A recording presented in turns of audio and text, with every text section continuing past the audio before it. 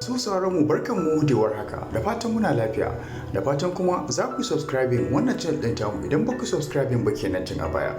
Idan kuma haka ya subscribing ka taɓa ƙararrawar sanarwa domin idan mun ɗora bidiyon mu ka samu damar samun shi.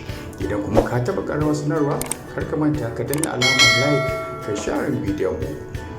Bikin kaddamar da dalar shinkafar da shugaba Muhammadu Buhari a yau ya jefa 'yan kasuwan da suka ɓoye shinkafa a cikin ɗarɗar, domin akwai yiwuwar nan gaba kaɗan farashin shinkafa zai iya faɗuwa ƙasa warwas, a inda mutane suke ta bayyana ra'ayinsu akan wannan al'amari da ya faru na kaddamar da dalar shinkafa da aka yi a birnin Abuja, a inda wani Abdulrahman Agro yana cewa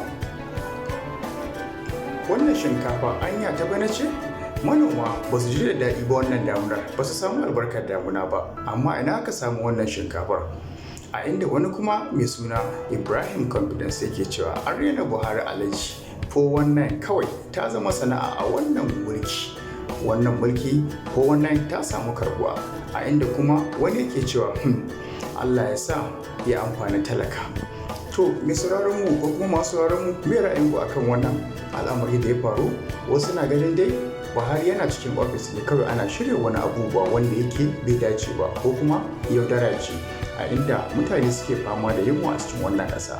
A ina aka samu wannan shinkafar? Ya aka yi aka samu ta? Shin a Najeriya aka noma ta?